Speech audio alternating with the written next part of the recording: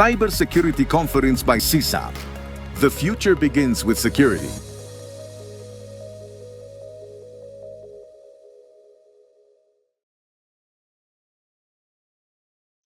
Hello, everyone, and welcome to today's Cybersecurity Conference panel discussion on supply chain security regarding the Gatekeeper. I'm Casey Rogers, your host for this session. It's an honor to have you all here as we explore the critical role in security in today's interconnected supply chains. This discussion will be in English, but a translation button is available at the bottom. We have two incredible experts with us today who will share their insights on how businesses can protect their supply chains from cyber threats, vendor vulnerabilities, and compliance challenges. Let me introduce them. We have Magie Tomlin, a digital forensic and incident response expert. She currently serves as a DFIR manager at Kivu Consulting, where she leads a team of analysts assisting organizations with digital forensic investigations such as ransomware, business email compromise, network intrusion, and data theft. Previously, she was a senior analyst at Booz Allen Hamilton. Magie holds multiple industry-recognized certifications, including Certified Computer Forensic Examiner, or the CFCE, the Certified Advanced Windows Forensic Examiner, or the CAWFE, and holds a master's degree in digital forensics from the University of Central Florida. We also have Andrés Casas with us. And Andrés is a cybersecurity and risk management expert specializing in securing global supply chains. He currently serves as a manager at CSAP, where he leads cybersecurity initiatives to help organizations strengthen their digital defenses. Previously, he was a partner at Deloitte, where he developed and expanded cybersecurity and risk management practices across Central America. Andrés also holds multiple industry-recognized cybersecurity certifications, including the Certified Information Security Manager, or CISM, the Certified Information Systems Auditor, the CISA, the Certified Information Systems Security Professional, CISSP, and ISO 27032 Senior Lead Cybersecurity Manager. He's also an active board member of the CyberSec Cluster and president of the ISC Squared Costa Rica chapter. He also has expertise in helping enterprise risk management, vendor security, compliance, and Andrés is committed to helping businesses navigate the complexities of modern cybersecurity threats and build resilient supply chains. Thank you both for joining us, and here's what we'll be covering today. Understanding the current threat landscape and what the biggest risks are facing supply chain security, the best practices and frameworks, or how organizations can safeguard their supply chains, future trends and actionable steps, what companies should be preparing for in the next 5 years. Audience, feel free to drop your questions in the chat. We'll address them as many as we can at the end of the chat. Again, this discussion will be in English, but a translation button is available at the bottom. To set the stage, let's talk about the risks we're currently facing today. Supply chain has become a prime target for cyber attacks, physical disruptions, and compliance challenges. Magie and Andrés, let's start with your insights on this. Magie, from your perspective, what are the most pressing threats facing supply chain security today? Thank you, Casey. Yeah, absolutely. I think that the most pressing threats would revolve around protecting critical points of entry and also ensuring the integrity of digital systems that manage supply chain operations. So, for example, the key threats, they do include third-party vendor compromise. So one of the most significant threats, it does come from third-party vendors within the supply chain, which oftentimes it does serve as gatekeepers to larger systems. So what we've seen is that attackers may exploit vulnerabilities in the vendor systems, knowing that it has access to larger and also more valuable targets. The other key threat would be the supply chain poisoning and malware insertion. As also we've seen in past cases, cyber criminals often infiltrate the software development or the manufacturing process to inject malicious code, and that can be either in hardware or firmware. And that can also later propagate throughout the supply chain. The third one, I would say data breaches and exfiltration. So sensitive data that is moving across the supply chain, it is a critical target for cyber criminal.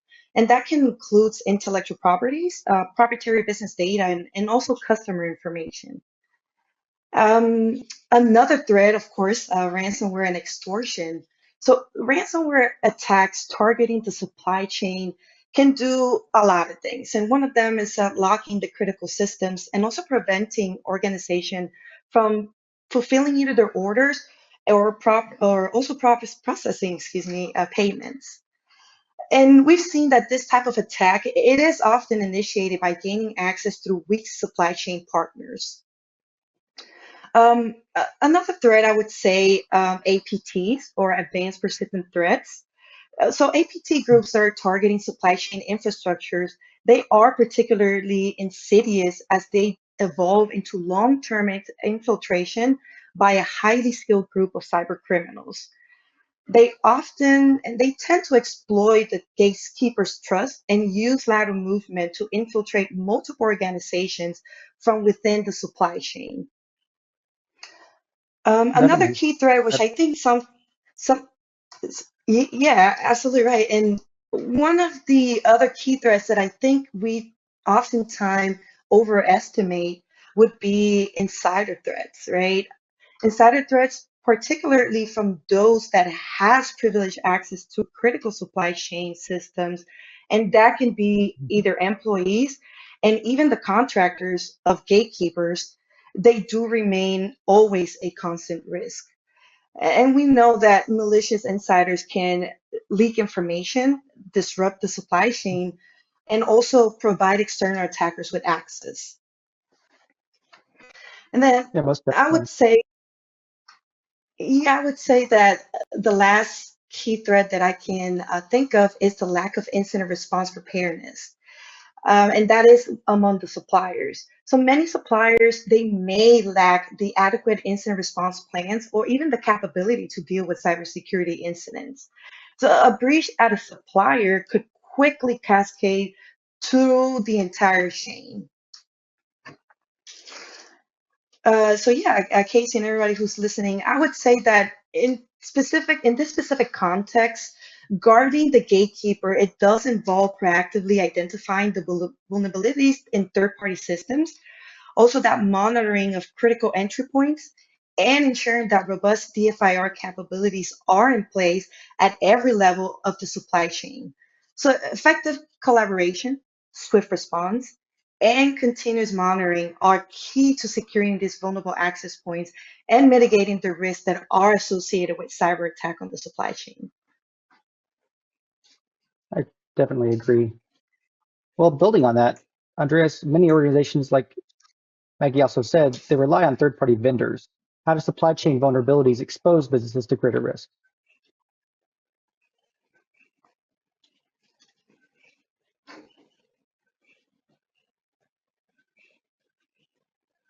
Andreas, I think we're having a technical difficulty. One moment. Okay. What about now? There you are. Yep, perfect. Okay. Thank you, Casey. You know that I was listening carefully, Maggie, and I figured out that today's the technology is on your fingertips. So one of the challenges that the industry is having right now, and I mean industry, all the companies, is that users have access to applications, for example, for with no code or low code. You have now available plugins for AI. And back in the days, maybe early 2000, we talked about the shadow IT and how you identify technology solutions that were not created under the structured process by IT departments, and they were like hiding under the desk. And those things today creates a great risk to the business, because those situations, if you cannot control it, it will be exposing your information or exposing your processes. Even though that you control those processes, you are extending your attack surface. So right now, you are not just controlling what it's under or inside your organization. You have to figure out what's going on with all of the vendors that might be serving your business. And I'm saying saving because sometimes there are not systems connected, just maybe processes, or maybe you expecting to receive some goods that supplies your production, and you don't have control about those extensions of your surface attack. So disruptions and downtime may came to your business. That it's the second greater risk that you may have. Uh, I will assume that you, when selecting a vendor, should be looking at a company that has a security posture and ways to administrate all of the security system in the same level as you or greater level than you. But sometimes you go to a process when selecting a vendor, you decide basically on the cheapest, and selecting from the cheapest is going to hurt your business. So you have to be careful about the processes that you implement for selecting the vendor. It's not just which one is going to be offering with a lower rate or on economical value. And this will guide you to the third greater risk, that is, I would say, the regulatory compliance or visibility that you might have. If you selecting these vendors do not put in context, for example, the legal department and how they will support you on the process, ensuring that the contracts give you the ability to have some visibility, or if you do not select the company, asking them to show you third-party reports about how's your security, those things. If you do not consider that, it will create a greater risk on your business. So I will say that examples and a name case that was Solar Winds. For me, that was like a state of the art attack, because you select a company that is having a lot of clients worldwide, and you analyze the process on how to inject your malware through their approved process, and then breach many companies around the world. So that is something that put in front of the security, the thinking about the third party vendor management or third party security for vendors. And it's something that if you analyze, it's not a, a framework specifically for that. So we're using different frameworks for that. I would say that today there's no way that you can manage a security of the company without considering what's going on with your vendors, and not just IT vendors, because other vendors that supply, for example, goods for raw materials, if they have a breach or they cannot deliver that, it will also affect the production or the ongoing process of your company. Yeah, I definitely agree. Yeah. Maggie, do you have a real world example of a recent supply chain security breach and impact? Yeah, absolutely. The Move It supply chain security breach is the most recent one. Hmm. I believe it was 2023.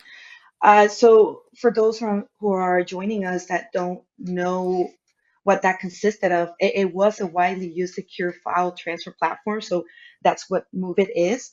And they experienced a significant data breach that affected thousands of organizations globally. So the breach was attributed to a 0-day vulnerability in the Move It transfer product. So which was used by companies to securely share and transfer sensitive data across the supply chain.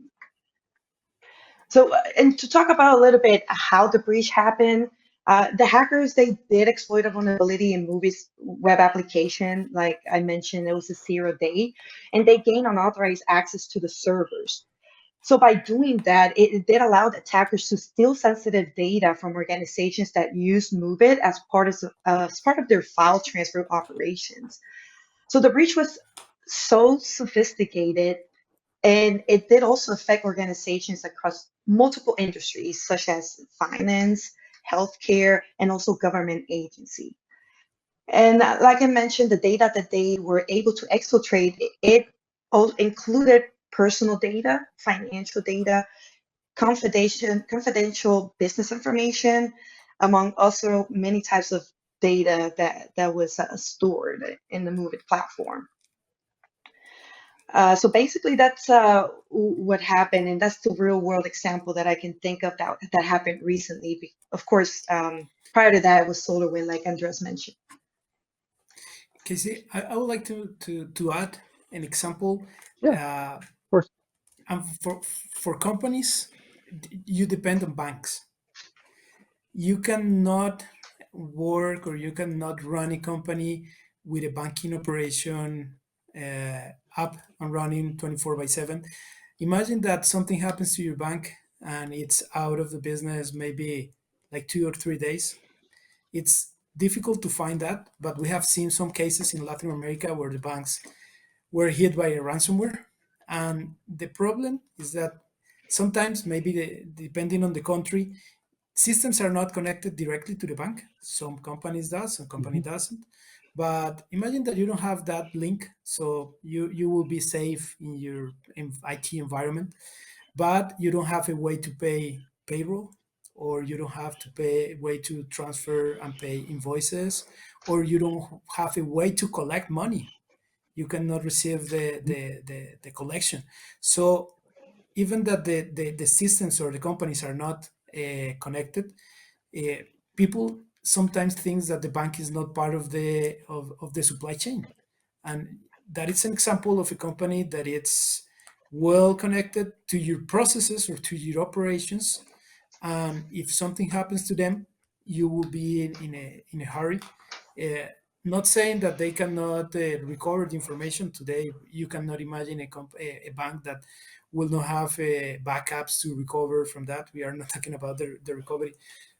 But I will say that that is a good example of how a company that get some disruption will affect your business in case that they do not have a process of cyber control. This is not a zero risk, so sometimes things happen, but they need to have a processes to reduce the impact. So the downtime is going to be lower, or the information that is lost is going to be fewer information, or they have the processes to reduce the probability, so they are not facing all of these things every day, maybe once a year or once a couple of years. But you don't want to work with a company that it's every week on the news saying that they have an incident or something like that. That is not things that you want on your business. Yeah, most definitely. Yeah, the money in supply chain is often overlooked. That's definitely a very good point, because if you can't make payments either digitally or physically to a bank, that whole supply chain also stops a lot of different items. And I'm also very familiar with the SolarWinds and the MOVEit vulnerabilities. I did work a few cases with those, and they were definitely major issues in those environments, in those supply chains as well. But now that we've seen identified some challenges, let's talk about some solutions.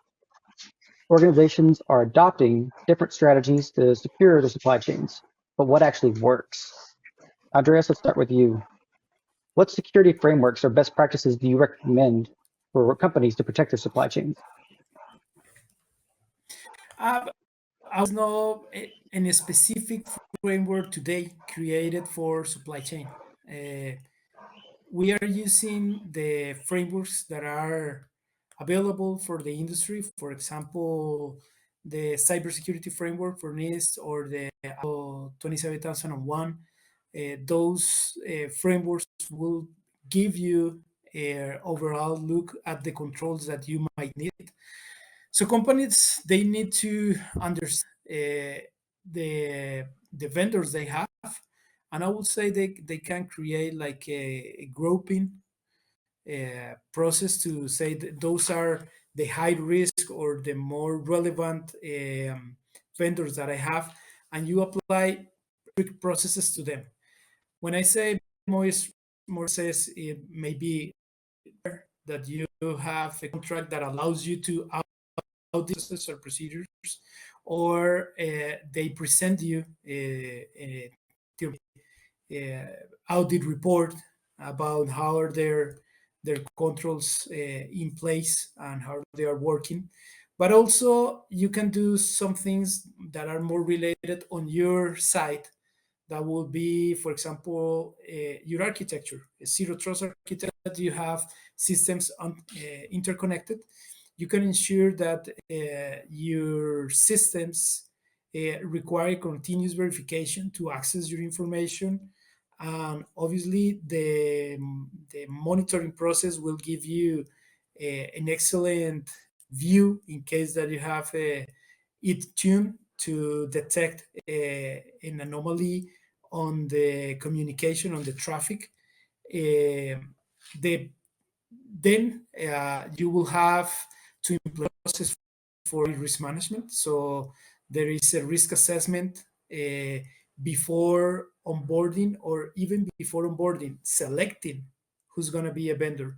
But if you have to start this process after you already have some relationships going on, so you have to do like the first evaluation of controls and compliance, and start creating the history of the incidents you have with the vendor, and work with them on how to reduce the probability or the impact of those incidents that will go through their security policies or their continuous uh, monitoring, the practices they have in place, for example, for cyber hygiene or on resiliency. I cannot imagine having a system that is exposed to a public networks without a multi-factor authentication. It's easy today to trick the user and steal passwords. I know that today you have some robots that will allow the attacker to get also the second factor, but then we have the those applications that can measure the risk, not just the two factor. They measure the device that you are connecting from, the location you're using from. So you have to mix many things, and that will be required in case the level of criticality of the vendor for your business. So you will not apply the full control set for a less relevant supplier. So that will give you the idea of how to implement the third-party risk management and how to review all of those things. And finally, I will say that one of the things that you have to very carefully manage, it's how to include the clauses on the contracts to hold the vendors accountable for maintaining their cybersecurity standards. The complexity of cybersecurity is not that it's in a sprint that you perform running. It's a continuous run. So you can have the controls in a well established position, but if you stop applying, and I have seen that in many companies, that the priorities change and there is a new project, or there is an M&A, fusion acquisition, or something like that, and you take a look to that process in a little bit, and your level of compliance with the controls goes some levels down. So you have to make your vendor accountable if those things happens. Yeah, most definitely. And also, yeah, keeping them accountable for those things. Maggie, on that note, how can companies ensure that their third-party vendors are actually meeting security standards? Yeah, I think companies should adopt a comprehensive and proactive approach to vetting and continuously monitoring the security practices of their partners. So, given the growing risk highlighted by incidents like SolarWind, like we mentioned, the Move It attack, companies must recognize that the security of their entire supply chain is only as strong as its weakest link. So key steps that companies can take to ensure third-party vendors meet the security standards, like it was mentioned previously, establishing clear security requirements upfront. So when you're in the contracting phase with your vendors, you can include specific cybersecurity requirements and contracts with third-party vendors that can cover key areas like data protection, incident response protocols, encryption standards, and also access controls. I think it should also specify, like it was mentioned as well, the consequences for failing to meet these standards. Also, the security audits and assessments, requiring the vendors to undergo regular security audits and assessments, for example, SOC 2, ISO 27001, or any relevant certifications. I think that these assessments can provide a clear picture of a vendor's security posture.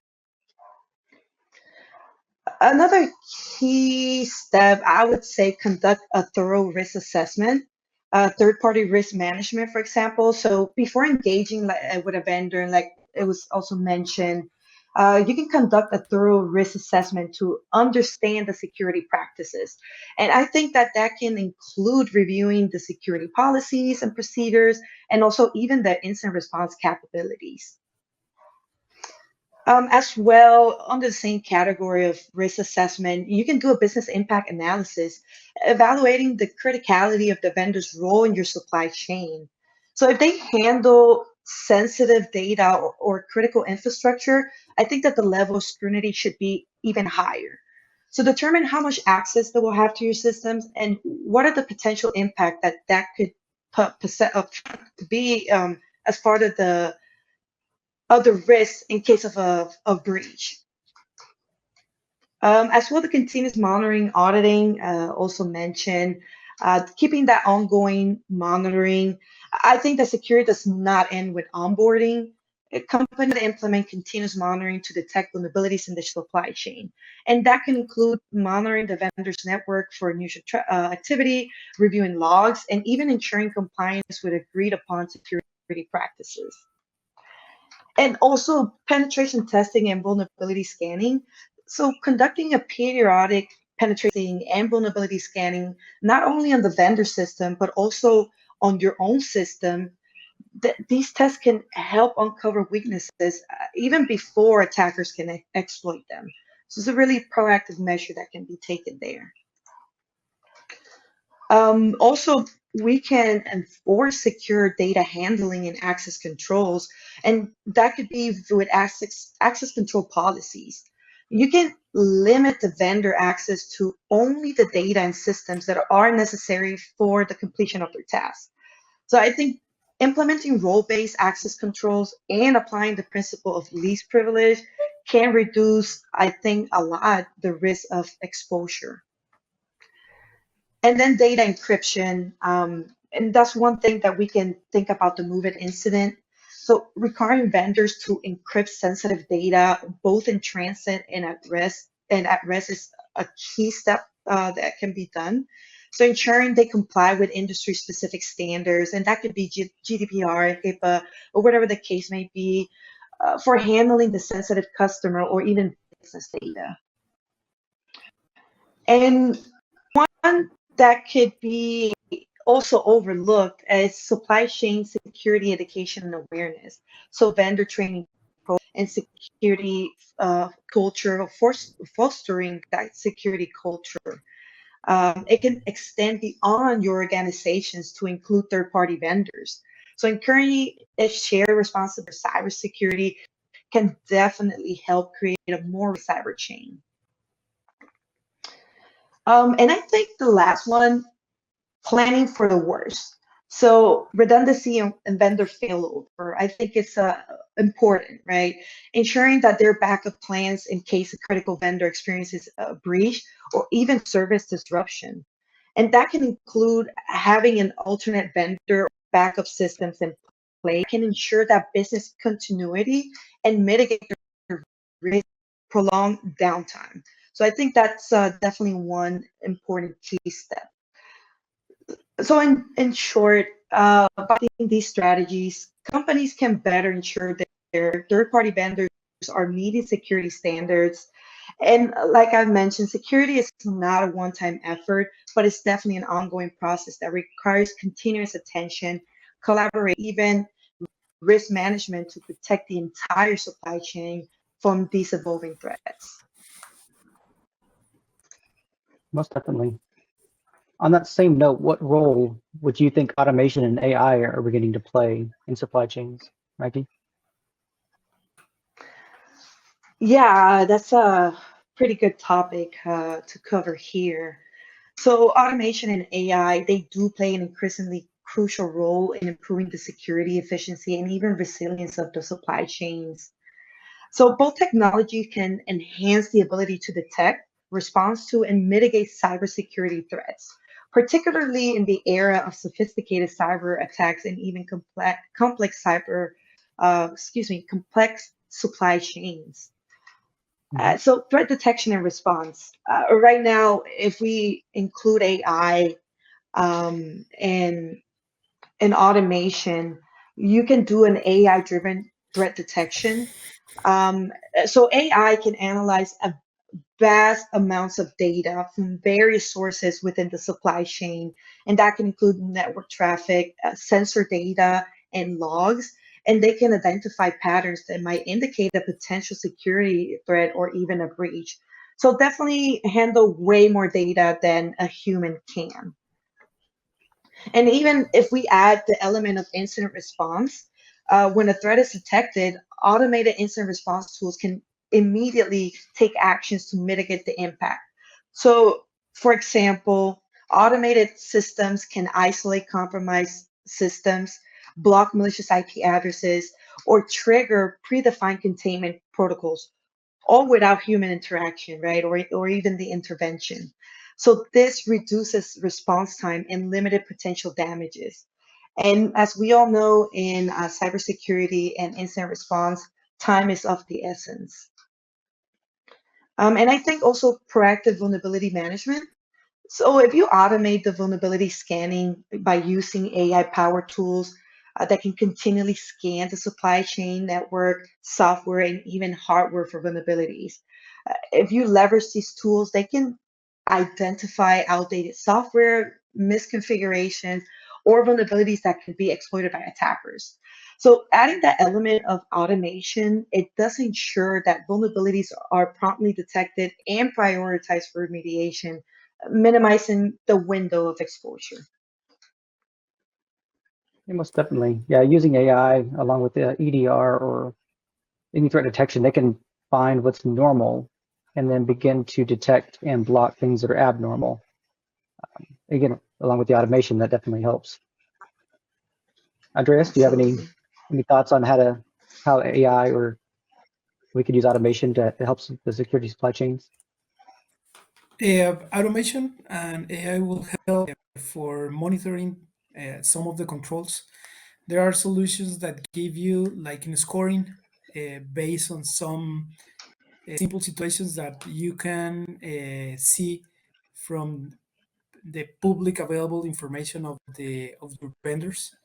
But I would say that let's go back to the simple steps. So let me tell you like in a story. I remember a hospital that they with another hospital, and that was a business decision. And the board during the due diligence process, they found that the the the hospital that was going to merge with them have a very nice uh, core system to operate the whole business and the good functionality. So they went ahead, they finished all the negotiations, and when IT was and cyber was about that, they took a look about the system, and they found with our review of the system some funny things. Do think that those things doesn't happen today. For example, having the administrative credentials hard coded, that it's impossible to happen on a web system, or they didn't have an encryption between the client and the server, and we showed them that there was simple steps to capture the traffic and figure out what was happening with the invoices or with the exams from the patients and that stuff. So they say, okay, let's encrypt it. The system was built on Java, so they created a library to encrypt the communication. But the library to encrypt and decrypt was also available on the client side. So you can take capture the traffic, put it on this function, and then you will have again the old information. So my takeaway on this is that from the business perspective, you cannot exclude from your decisions the perspective of IT and cyber, because those people will give you heads up about what will can go wrong with the negotiation idea or something like that. And this company was HIPAA regulated, so they were very concerned about the situations that could happen with the system, and the system wasn't ready in production, so they cannot stop the business. The time that takes to change the system to a new system was also considerable, and the investment in money was also considerable, because you didn't analyze the the, the the software that you were acquiring or planning to use, and you thought about that, or they suggested to talk about that when you have it ready to deploy in your environment. So sometimes, and right now, it's AI. It's wow. It's like a tornado, but things that are basic that we need to control. Yeah, definitely. Keeping it good with basics is always a good step to keep things simple. People tend to overthink things and they want to add in new tools before they even realize what they really needed them to do. So definitely good advice there. Let's shift gears a little bit and talk about the future. As technology and regulations evolve, businesses need to stay ahead of emerging threats. So what's next for supply chain security? Let's start with you, Maggie. How do you see supply chain threats evolving in the next 5 years? Yeah, so in the next 5 years, I think there would probably be, there is right now, but an increase beyond what we have now in supply chain attacks targeting critical infrastructure. So specifically the sophistication of targeted attacks. Critical infrastructure sectors like energy, healthcare, and transportation, they do become increasingly digitalized and rely on third-party vendors. I think they will be more attractive targets for cyber criminals. And also state sponsors attack threat actors and advanced persistent threats or APTs would focus on disrupting essential services, I think by compromising trusted suppliers or partners. And along with that, a shift to more stealthy attacks. I think attackers will continue to refine their tactics to maintain undetected for longer periods, and that can involve leveraging supply chain partners, like in the SolarWinds attack, to gain access to sensitive network without triggering any alarms. Um, Growing threat of IoT and OT devices, so the Internet of Things, IoT, and operation technologies, OT systems, I think will continue to proliferate throughout the supply chains. So if you think about it, from smart sensors to automated manufactured systems, I think these devices, they do create a new attack surface that could be poorly secured, especially since it's a big boom right now. I think that attackers may exploit the vulnerabilities to disrupt the supply chain operations or even hijack sensitive data. I think also, well, ransomware as a service, we do have that now, but I think that there will be an increase. So ransomware attacks will continue to rise with attackers specifically targeting supply chains to cause the maximum disruption. So as we like to call them in our industry, they will become the big fish. All right. Um, I think that the supply chain companies, especially those in logistics, retail, and manufacturing, they will be at high risk as they often handle a large volume of data and transactions. And also AI, going back to talking about AI and machine learning, I think that as AI and machine learning systems are integrated into the supply chain to improve the efficiency, attackers will develop ways to exploit.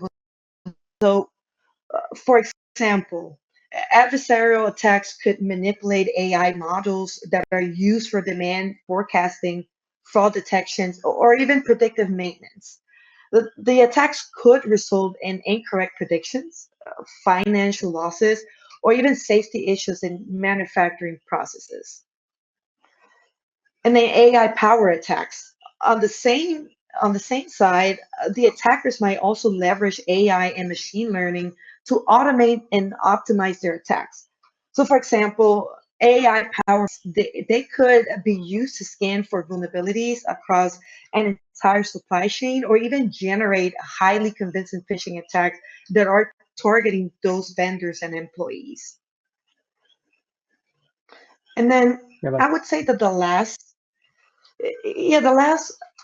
prediction, I would think that an increase on insider threats and insider linked cyber attacks. So if we really think about it, as supply chains become more complex and reliant on a large number of contractors and third-party vendors, I think that the risk of insider threats will definitely increase. So employees, contractors, and even trusted third-party vendors with privileged access to systems, they might intentionally or maybe unintentionally facilitate cyber attacks, leak sensitive information, or even cause disruptions. yeah, it's all great points. Yeah, everybody forgets that, yeah, these EDR tools and these threat tools are also using AI, but the threat actors can also use that same information and same data as well against everyone. So definitely being prepared and being aware of that. Um, definitely great points. Andreas, what protective steps could organizations take today to prepare for future risks? As Maggie was mentioning, she was presenting future threats, and I see that first thing that the companies could do is straighten their supply chain security. So if they do not have a program in place, they have to start with the program. If you have the program, continue with the assessments of the vendors proactively. You have to rethink your architecture to ensure that you have something like the zero trust that I mentioned before, so you can continuously ensure that the accesses to the system are authorized, and you can monitor that. Uh, for new vendors, you can start doing the or requesting the vendors to comply with security standards and frameworks, the ones that we mentioned, uh, like the NIST, ISO, or certifications like SOC 2. Maggie mentioned something that was really nice about investing in threat intelligence monitoring. Andreas will be back in just a moment. Maggie, let's go ahead and go through our final question just while we're waiting for Andreas to get back with us. If you had one critical takeaway for businesses today, what would it be? I think I will repeat a little bit of what I said earlier, but never underestimate the importance of securing your third-party relationships. So your supply chain security is only as strong as its weakest link. I think that will be the one critical takeaway for businesses today, in my opinion.